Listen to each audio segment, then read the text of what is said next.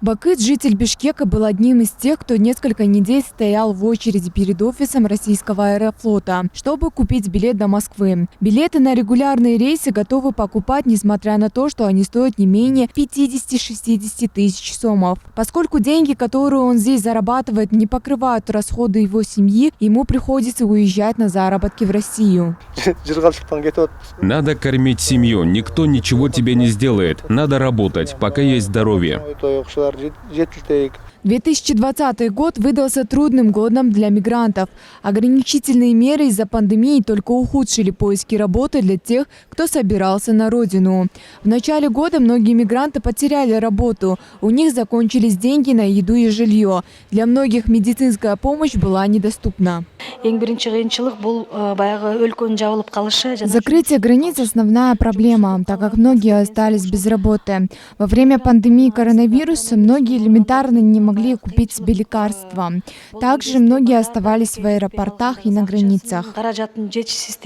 С марта более 50 тысяч мигрантов вернулись в Кыргызстан, и семьи, ранее жившие за счет денежных переводов, испытывают финансовые трудности. Массовое возвращение мигрантов во время пандемии еще больше увеличило безработицу в стране.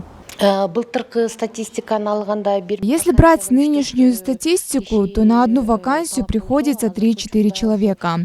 После возвращения многих на родину теперь на одно место приходится 15 человек. Это понятно, так как 50 тысяч человек вернулись на родину. На 40-50% снизилось количество мигрантов в Москве и в Санкт-Петербурге. Сегодня, по неофициальным данным, более 1 миллиона граждан Кыргызстана находятся в трудовой миграции за границей. Около 700 тысяч из них работают в России.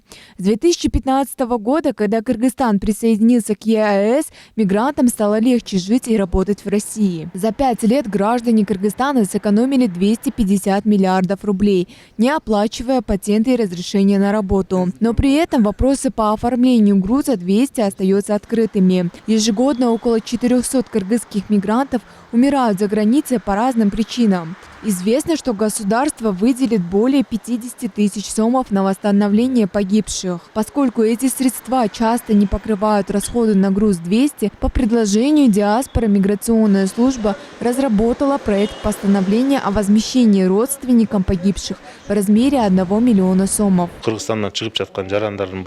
Многие граждане, покидающие страну, должны получать страховой полис. Он недорогой – 200-300 сомов. Но если наш гражданин умрет в другой стране, тогда его семье будет выплачено 1 миллион сомов компенсации. Страховая компенсация. Проект будет передан в правительство после того, как будет дополнен комментариями и предложениями кыргызской диаспоры в других странах. В миграционной службе также сообщили, что переносится вопрос о предоставлении особого статуса гражданам государств-членов ЕАЭС.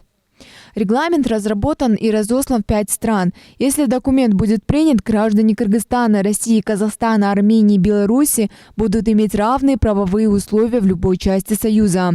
Например, гражданин Кыргызстана, вне зависимости от страны проживания и работы в ЕАЭС, имеет те же права, что и местные жители в вопросах пенсионного обеспечения, медицинского обслуживания и трудоустройства.